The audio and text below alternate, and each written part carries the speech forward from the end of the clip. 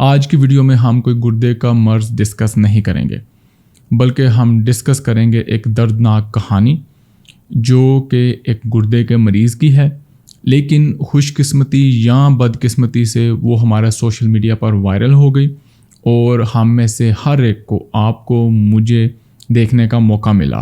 ہم اس کہانی میں سے نہ صرف اس مریض کی دکھ بھری آہیں سنیں گے، بلکہ ہم اس کو ڈسکس کریں گے کہ کیسے ہمارا as a population, as a nation جو ایٹیٹیوڈ ہے ڈیزیز کی طرف، اسپیشلی گردے کے مرض کی طرف، ہم اس کو کیسے سمجھ سکتے ہیں اور بہتر بنا سکتے ہیں۔ السلام علیکم، doctor Waiz Zaka from expert cancer clinic of Lahore.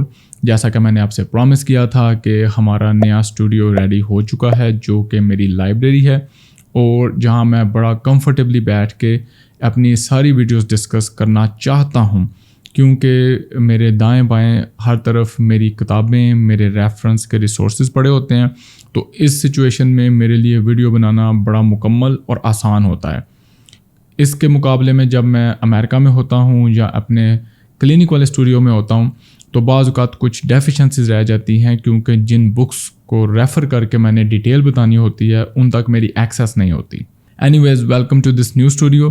اور اس کے ساتھ ساتھ میں بتاتا چلوں کہ آج کی ویڈیو میں جب ہم ہمارے سنگر اسد عباس کی کہانی ڈسکس کریں گے تو اس کے کچھ شارٹس میں سوشل میڈیا سے لے کر 1 by 1 اپنی ویڈیو میں ایڈ کر کے ایڈٹ کروں گا، تاکہ ہم ان ایشوز پر بھی ڈسکس کر سکیں جن میں سے اسد عباس گزرا، جن میں سے ہمارے بہت سارے پیشنٹ گزرتے ہیں، اسپیشلی جو گردے کے مریض ہیں، لیکن ان کی کہانی ہم تک نہیں پہنچ پاتی کیونکہ وہ اتنے فیمس نہیں ہیں، وہ کیمرہ شائی ہیں، یا ان کو کبھی موقع نہیں ملتا کیمرہ کے سامنے آنے کا۔ اور یہی وجہ ہے کہ میں اپنے پیشنٹ سے اکثر ویڈیوز میں ریکویسٹ کرتا ہوں کہ ایک تو آپ اپنا ایکسپیرینس شیئر کیا کریں، اس سے عوام اور دوسرے پیشنٹس کی انڈرسٹینڈنگ میں اضافہ ہوتا ہے، اور اس سے بھی بڑھ کر اگر آپ ٹیک سیوی ہیں، آپ کے پاس ایک موبائل ہے، ایک مائک ہے، تو اپنا چھوٹا سا یوٹیوب چینل بنائیں اور پیشنٹس کو بتائیں، دوسری دنیا ساری کو بتائیں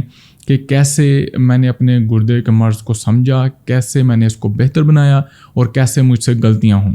اینی ویز، اب ہم چلتے ہیں واپس اپنے پروٹوٹائپ کیس کی طرف، اسد عباس کی کہانی۔ اس کہانی کے سلسلے میں ہماری ایک اور خوش قسمتی یہ ہے کہ یہ ساری سٹوری اسد عباس خود ہی اپنے منہ سے اپنی زبانی کئی سارے چینلز پر سنا گئے ہیں، تو ریومرز ایڈ ہونے کے جو چانسز ہیں وہ بہت کم ہو گئے ہیں، جو لوگ بڑھا چڑھا کے باتیں بتاتے ہیں اس کے چانس کم ہو گئے ہیں، اور ہمارے پاس ایک فیکچول ڈیٹا آ گیا ہے گردے کے مریض کی کہانی کا، جس کو ہم ڈسکس کر سکتے ہیں وداؤٹ اینی ڈاؤٹ کہ یہ کوئی فکشن ہے یا یہ کسی نے ایگزیجریٹ کر کے بتایا ہے۔ اسد عباس ہمارے گلوکار، جو کہ اگر پاکستان کے سب سے فیمس سنگر نہیں تھے تو پاکستان کے اکثر فیمس سنگرز میں ان کا شمار ہوتا ہے۔ ان کی اپنی زبانی ہمیں پتہ چلا کہ تقریباً آج سے 7-8 سال پہلے ان کو بلڈ پریشر کا ایشو ہو گیا، اور جس کو ایٹریبیوٹ کیا گیا ان کی بہت زیادہ ٹریولنگ پہ، ان کے کام کے سٹریس پہ۔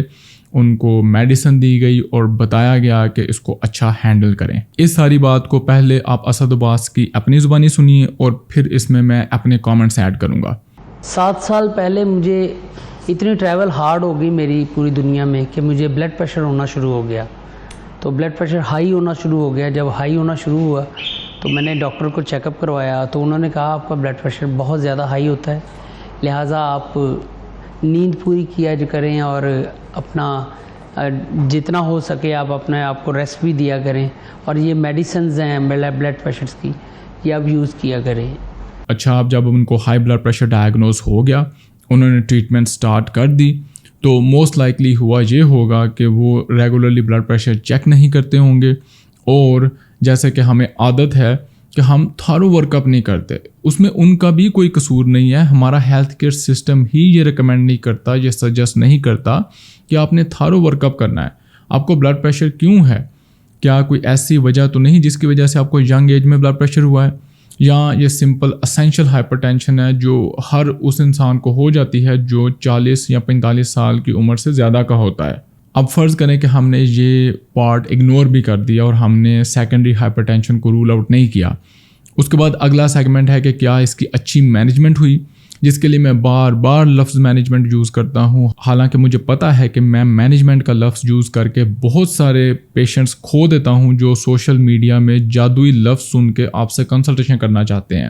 لیکن یہ ایک حقیقت ہے، آپ کے جو کرونک دائمی امراض ہوتے ہیں، high blood pressure, diabetes, chronic kidney disease, heart کے ایشوز، یہ مینیج ہوتے ہیں، یہ کیور نہیں ہوتے، یہ کبھی زیرو تک نہیں جا سکتے، بالکل ختم نہیں ہو سکتے. اس میں جو ٹائپ 2 ڈائبٹیز ہے وہ ایک ایکسیپشن بن کے ابھر رہی ہے، لیکن باقی امراض کے سلسلے میں ہائی بلڈ پریشر، دل کا مرض، گردے کا مرض، اس کے معاملے میں ہمارے پاس ابھی کوئی ایسی ٹریٹمنٹس نہیں آئیں کہ جو مرض کو بالکل جڑ سے ختم کر کے اکھاڑ دیں اور پھر کبھی اس کو دوبارہ نہ آنے دیں.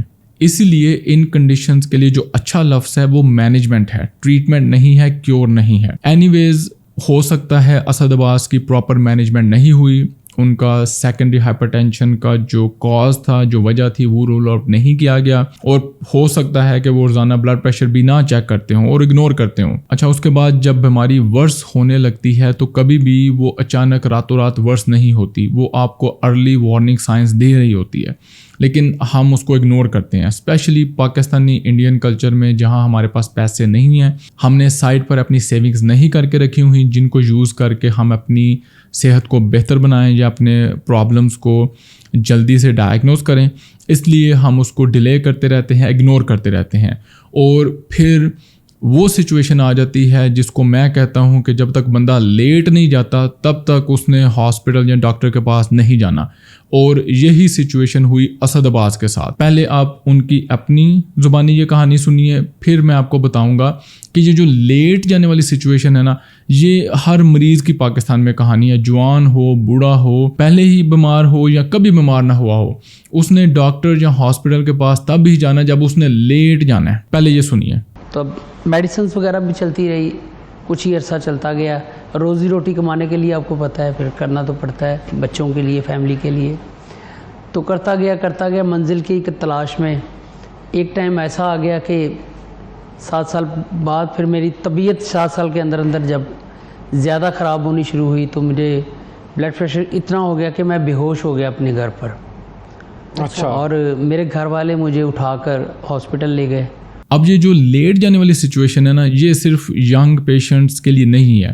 میرے بے تحاشا دوست جن کے پیرنٹس پاکستان میں ہیں اور ان کو پتہ ہے کہ میں پاکستان میں ایک اچھا سسٹم پرووائڈ کر رہا ہوں، زیادہ تر کی کال اس وقت آتی ہے جب ان کے پیرنٹس ICU میں پہنچ جاتے ہیں، اور وہ رات کو 2 یا 3 بجے کال کریں گے کہ یار ابو کی طبیعت 2-3 سے خراب تھی لیکن وہ چیک کروانے نہیں تھے جا رہے، تو وہ رات کو بے ہوش ہو گئے ہیں. بالکل وہی اسد عباس والے الفاظ کے بے ہوش ہو گئے ہیں.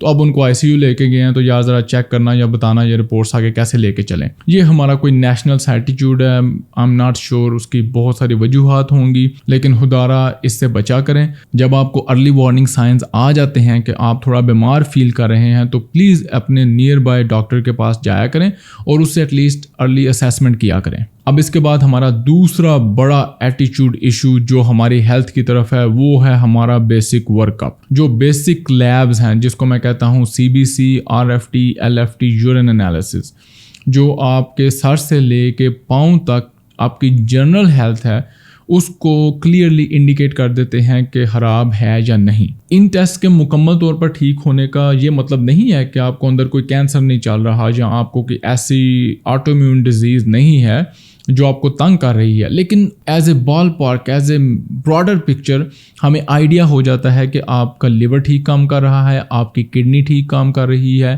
آپ کا یورین ٹھیک ہے اور آپ کا بلڈ کاؤنٹ ٹھیک ہے. اور اگر یہ 3-4 ٹیسٹ نارمل ہوں تو ایک بہت بڑی ری ایشورنس ہوتی ہے کہ خدا نہ خواستہ اگر آپ کو کوئی اور سکنس ہو بھی گئی ہے تو اس کے ریکور ہونے کے بہت اچھے چانسز ہیں، کیونکہ آپ کا لیور اور کڈنی جو ہیں وہ ٹھیک کام کر رہے ہیں. کیونکہ آپ نے یاد رکھنا ہے کہ کوئی بھی دوائی یوز کرنے کے لیے، کوئی بھی ٹیسٹ کرنے کے لیے لیور اور کڈنی کا صحیح طور پر کام کرنا بہت ضروری ہے. اب اس نیکسٹ سیگمنٹ میں آپ دیکھیں گے کہ یہ کہہ رہے ہیں کہ جب میں وہ بے ہوش ہو گیا پھر مجھے ہاسپٹل لے کے گئے اور وہاں پہ پتہ چلا کہ گردے مکمل طور پر فیل ہو چکے ہیں، اور میں تقریباً 95% شیور ہوں کہ اس سے پہلے کبھی ان کے مکمل ٹیسٹ نہیں ہوئے ہوں گے. بلڈ پریشر چیک کرنا یا دوائی ریگولر کھانا تو بڑا سمپل سٹیپ ہے نا. ہم لوگ سمپل بلڈ ٹیسٹ بھی نہیں کراتے. میرے پاس کافی سارے پیشنٹس آتے ہیں، حکیموں کی دوائیاں کھا لی ہیں، ہومیوپیتھی کی دوائیاں کھا لی ہیں، کافی سارے لوگوں سے مل لیا ہے، کافی سارے ڈاکٹروں سے فالو اپ کر لیا ہے، اس کا پرسکرپشن بھی کر لیا، اس کا پرسکرپشن بھی کر لیا ہے، لیکن بیسک پروفائل جی آپ کی وہ تو ہم نے کبھی ٹیسٹ کروائے نہیں. Same typical attitude. آپ پہلے یہ سنیں، پھر ہم اس کو آگے جا کے ڈسکس کرتے ہیں. بلڈ پریشر اتنا ہو گیا کہ میں بے ہوش ہو گیا اپنے گھر پر. اچھا. اور میرے گھر والے مجھے اٹھا کر ہاسپٹل لے گئے. ہاسپٹل جب لے کر گئے تو ڈاکٹرز نے چیک کیا، میرے ٹیسٹ کیے پوری باڈی کے، تو ٹیسٹوں کے اندر آیا کہ میرے دونوں گردے فیل ہو چکے تھے. جب دونوں گردے فیل ہو چکے تھے تو میری فیملی کو ایک سمجھ لیں کہ بہت بڑا جھٹکا لگا، قیامت گزری ان کے اوپر. یہ وہ کمی ہے جو میں آپ کو ہر ویڈیو میں ریکمینڈ کرتا ہوں. دیکھیں، میرے کسی لیب کے ساتھ کوئی ڈائریکٹ پیسے نہیں ہیں، نہ میں آپ کو اسپیسیفک لیب ریکمینڈ کرتا ہوں کہ اس لیب سے جا کے کروائیں. آپ جہاں بھی ہوں، لاہور میں ہوں، پاکستان، انڈیا کے کسی بھی شہر میں ہوں، اگر آپ کے قریبی کوئی لیب ہے تو یہ 3-4 بیسک ٹیسٹ 4-5 ہزار روپے کے اندر ہو جاتے ہیں، اور سال میں ان کو ایک دفعہ کروانے میں کوئی حرج نہیں ہے. یہ سمجھے کہ آپ کی ایک ری ایشورنس ہے جو آپ پاکٹ میں اپنے سیل فون میں ہر وقت رکھ سکتے ہیں، کہ جب بھی آپ کبھی بیمار ہوں تو ریفرنس کے طور پہ آپ پیش کر سکتے ہیں کہ ڈاکٹر صاحب، جو میں نے پچھلے مہینے یا 6 ماہ پہلے ٹیسٹ کروائے تھے تو تب تو سب کچھ نارمل تھا، اب آپ کو کیا لگتا ہے کہ کیا ہوا ہے. اس سے اگلے سیگمنٹ میں ہم چلتے ہیں کاسٹ پر. اسد عباس کی اپنی زبانی اگر آپ سنیں تو انہوں نے کہا کہ ٹرانسپلانٹ اور ڈائلسس کے ارلی فیزز میں میرا تقریباً 2.5 کروڑ لگ گیا. میرا نصیب کچھ ایسا تھا کہ کسی کا بھی گردہ میچ نہیں ہوا سوائے میرے بڑے بھائی ظہیر عباس کے. ان کا گردہ میرے ساتھ میچ ہو گیا. ہم نے اسلام آباد سے پرائیویٹ علاج کروایا. اچھا. تو تقریباً 2.5 کروڑ روپے 7 سال پہلے پرائیویٹ علاج پہ لگ گئے. ہم نے تقریباً جتنی جمع گنجی تھی سب کچھ بیچ کر، ہم نے جتنا بھی پیسہ تھا، گاڑیاں تھیں، 2 گھر میرے لاہور میں تھے، 2 فیصل آباد میں تھے، 4 میری اپنی گاڑیاں تھیں جن میں ایک مرسیڈیز تھی، ٹویوٹا کرولا تھی اور ہونڈا ریبون تھی، اور مختلف مطلب لگژری لائف تھا میرا. تو سب کچھ بیچ کے میں نے اپنی بیماری پہ لگایا 7 سال پہلے.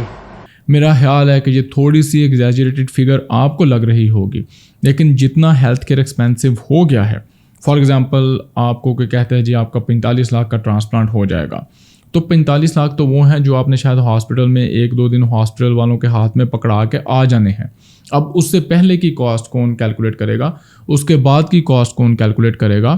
آپ کا ٹریول، آپ کا کھانا. تو یہ 45 لاکھ کا سمپل 1 کروڑ بن جانا کوئی بڑی بات نہیں ہے، آپ کو پتہ بھی نہیں چلے گا. اور جب اس طرح کا VIP پیشنٹ ہو، VIP ہاسپٹلز میں جائے، اس کے پاس گاڑیاں ہوں، تو اس نے ڈیفینیٹلی موسٹ کمفرٹیبل ترین کمرہ چوز کرنا ہوتا ہے، بیسٹ سرجن یوز کرنے ہوتے ہیں، بیسٹ انیستھیزیا والے یوز کرنے ہوتے ہیں.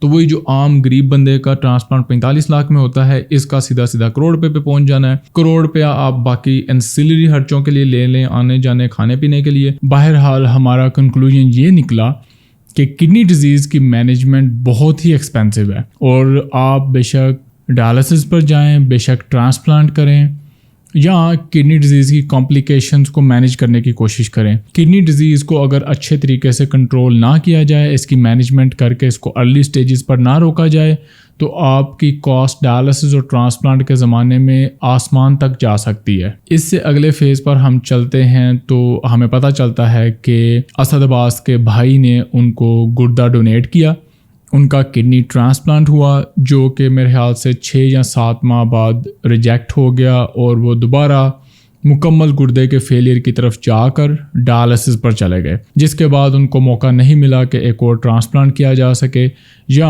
ان کی صحت کو مینٹین کیا جا سکے. تو جب کچھ ہی عرصہ گزرا ہے ٹرانسپلانٹ کے بعد، جب گھر واپس آئے تو آتے ہی جب دوبارہ سے روٹین چیک اپ کے لیے گیا تو میرا جو ٹرانسپلانٹ کیا ہوا گردہ تھا وہ بھی فیل ہو گیا. اللہ. اچھا. 7 سال کے اس کے اندر وہ بھی جب فیل ہو گیا، تب جو کچھ بھی تھا تو وہ تو لگ گیا تھا. تب سے لے کر آج تک میں ڈائلسس کروا رہا تھا. اب ٹرانسپلانٹ والا گردہ فیل ہونے کی کافی ساری وجوہات ہوتی ہیں. اس میں ایکیوٹ ریجیکشن کہیں سے بھی آ سکتی ہے، بعض اوقات دوائیاں نہ استعمال کرنے سے یا پراپرلی استعمال نہ کرنے سے گردہ خراب ہو سکتا ہے، اور بعض اوقات وہی ایشو جس کی وجہ سے آپ کا گردہ پہلی دفعہ فیل ہوا تھا، آپ کا اوریجنل گردہ جس چیز نے فیل کیا تھا، جیسے diabetes, poorly control high blood pressure, یا اسی طرح کی کوئی بھی ڈیزیز جو آپ کے گردے کے مرض کا سبب بنی تھی، اگر اس کو ٹرانسپلانٹ کے بعد بھی مینٹین نہ کیا جائے، اس کی اچھی مینجمنٹ نہ کیا جائے، تو وہ آپ کے ٹرانسپلانٹ والے گردے کو بھی تباہ کر دیتی ہے۔ اور صرف یہی نہیں، آپ 10 دفعہ ٹرانسپلانٹ کرائیں گے، وہ ڈیزیز 10 دفعہ آپ کے ٹرانسپلانٹ والے گردے کو خراب کر دے گی، اس لیے آپ نے اس ڈیزیز کو بھی اچھا مینیج کرنا ہوتا ہے۔ اینی ویز اس سچویشن میں اسد عباس یا کسی پیشنٹ کو بلیم نہیں کر رہا، میں آپ کا دھیان ڈلوانا چاہتا ہوں ایک اور بڑے اہم ایٹیچیوڈ کی طرف، جو کہ ہمارا نیشنل ایٹیچیوڈ بن چکا ہے، جس کی بے تحاشا ریزنز ہیں، لیکن ذرا اسد عباس کی زبانی پہلے سنیں، پھر میں آپ کو بتاتا ہوں۔ اور ڈاکٹرز کو میں نے ریکویسٹ کی کہ میرا ری ٹرانسپلانٹ کر دیں، تو گھر والوں کے فیملی کے جب دوبارہ سے ٹیسٹ کیے تو کچھ بھائیوں کو، ایک بھائی کو ڈائبٹیز آ گئی، ایک کو ہارٹ پیشنٹ آ گئے، ایک بہن کا لیور کا مسئلہ آ گیا، مختلف ان کو بیماریاں آ گئی جن کی وجہ سے ان کی میچنگ نہیں ہو پائی۔ میری وائف کا یہ سب کا یعنی کہ میرے ساتھ میچ نہیں کیا۔ تو جیسا کہ آپ نے سنا کہ جب ان کے کلوز ریلیٹیوز کی اسکریننگ شروع ہوئی تاکہ ڈیسائیڈ کیا جا سکے کہ کون سا بندہ پرفیکٹ میچ ہے ان کو گردہ ڈونیٹ کرنے کے لیے، تو آپ نے سنا کہ ہر بندے کا کوئی نہ کوئی اپنا مسئلہ نکل آیا۔ کسی کو ہائی بلڈ پریشر تھا، کسی کو ڈائبٹیز تھی، کسی کو دل کا مرض تھا، کوئی ویسے میچ نہیں کرتا تھا۔ تو یہ بھی ہمارے ہیلتھ کیئر کلچر کا ایک بہت بڑا ایشو ہے، جس میں پیشنٹ مین پلیئر ہے کہ جب تک ہم زمین پر لیٹ نہیں جاتے، ہم نے اپنی اسکریننگ بھی نہیں کرنی، ہم نے اپنی صحت کا خیال نہیں رکھنا۔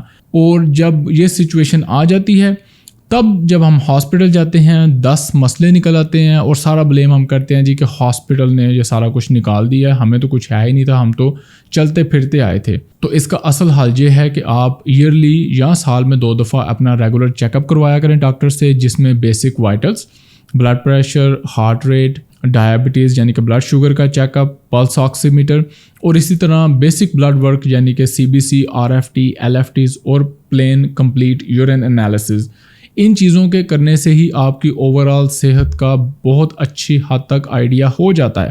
اور اگر ان میں سے کوئی چیز انڈیکیٹ کرے کہ آپ کو بلڈ پریشر ہے یا ڈائبٹیز ہے یا کوئی اور مسئلہ ہے، تو اس کی اچھی مینجمنٹ کریں، کیونکہ اکثر اوقات ایسا ہوتا ہے کہ جب ہم اپنے کلینک پہ آنے والے پیشنٹس کے ساتھ والے لوگوں کو کہتے ہیں کہ اپنے وائٹلس چیک کروائیں، یہ فری ہے، ان کی کوئی کاسٹ نہیں ہے، ہم ایکسپرٹ کونسا کلینک پر ایز اے ویژن اس چیز کو پھیلانے کی کوشش کر رہے ہیں کہ آپ کی ڈیزیز کی ارلی ڈیٹیکشن ہو، تو کافی سارے پیشنٹ اس بات کو ڈسمس کر دیتے ہیں، نہیں ڈاکٹر صاحب مجھے تو کوئی مسئلہ نہیں ہے، تو ویسے چیک کرا لیں، نہیں پھر میں چیک کرایا تو کچھ آ جائے گا، پھر وہ نیا مسئلہ شروع ہو جائے گا۔ تو مجھے ان کو ایجوکیٹ کرنا پڑتا ہے کہ اگر بلڈ پریشر ہائی نظر آ جائے گا، ڈائبٹیز زیادہ نظر آ جائے گی، تو یہ آپ کے لیے بہتر ہے، تاکہ آپ اس کا پراپر ڈائگنوز کر کے اچھی طرح مینجمنٹ کر سکیں گے۔ کہ آپ یہ چاہتے ہیں کہ جس دن آپ لیٹ جائیں اسی دن ہی آپ کو پتہ چلے کہ آپ کو ڈائبٹیز ہے، اور پھر کوئی ڈاکٹر آپ کو کہ جی اب تو آپ کے گردے بھی خراب ہو گئے ہیں، آپ کو اسٹروک بھی ہو گیا ہے، آپ کو انجائنا بھی چل رہا ہے، آپ کا ہارٹ پرابلم بھی چل رہا ہے، یا وہ زیادہ بہتر ہے آپ کے لیے۔ اور اینڈ میں چلتا ہوں ہماری اسٹیٹ کی طرف۔ دیکھیں، میں ہمیشہ کہتا ہوں کہ ہماری اسٹیٹ اپنے سٹیزن کو کسی قسم کی نہ صرف سہولتیں فراہم کرتی ہے، بلکہ پچھلے 12-14 مہینے میں آپ کو کلیئر ہو چکا ہے کہ جو پاکستان کی اسٹیٹ ہے وہ صرف آپ کو ایز اے پیسے کمانے والا پرزا اور زنجیروں میں جکڑا ہوا غلام سمجھ کے چلا رہی ہے، تاکہ آپ کے کمائے ہوئے پیسوں سے بجلی کے بل اور پیٹرول کے تھرو ٹیکس لیا جائے اور اپنی عیاشیاں کی جائیں۔ اس سے زیادہ آپ کی نہ کوئی اوقات ہے، نہ کوئی آپ کا رول ہے، اور نہ ہی نیئر فیوچر میں کوئی ایسی بڑی چینج ہوتی نظر آتی ہے۔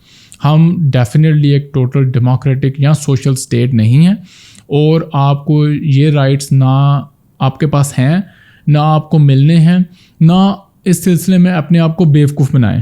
اس کا بہترین اور سستا حل یہ ہے کہ اپنی صحت کا خیال رکھیں۔ جب تک آپ پاکستان میں رہ رہے ہیں، یہاں پہ کام کر رہے ہیں، آپ کی فیملی ہے، اپنی صحت کا بہت زیادہ خیال رکھیں، کیونکہ جب آپ کے پاس صحت نہیں ہوتی تو ساری چیزیں کام نہیں آتی، کچھ کام نہیں آتا، نہ رشتہ دار، نہ دوست، نہ پیسہ تو آپ کا جب صحت خراب ہوگی تو ویسے ہی دستی ختم ہو جائے گا، آپ کو پتہ بھی نہیں چلے گا، اور باقی بھی جو آپ کی سپورٹ ہے وہ بھی بڑی جلدی سپیڈ کے ساتھ غائب ہو جاتی ہے۔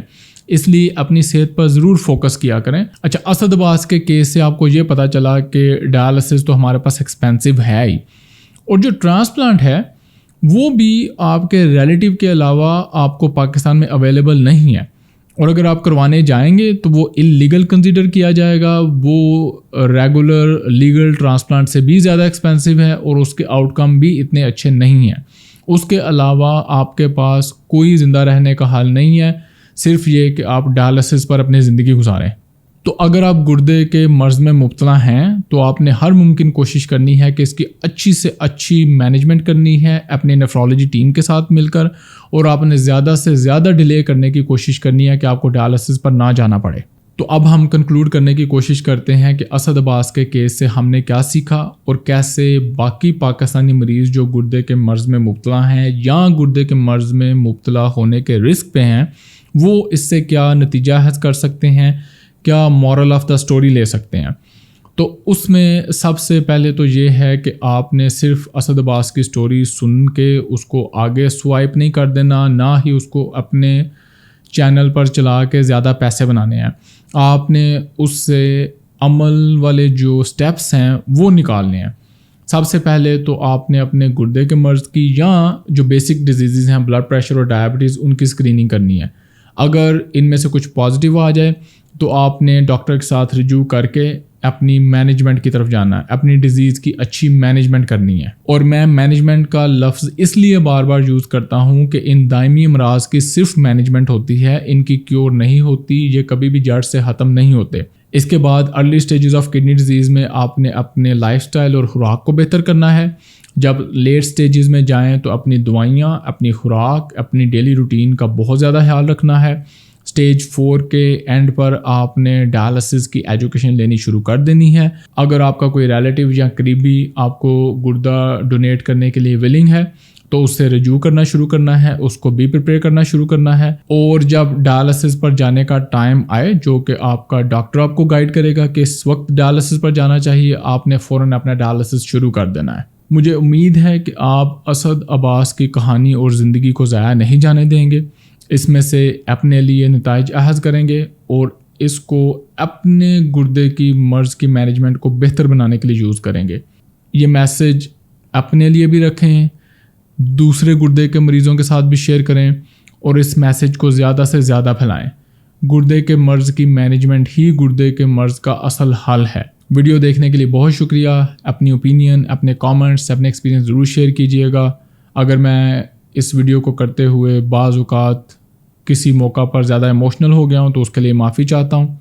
پھر ملاقات ہوگی. اللہ حافظ.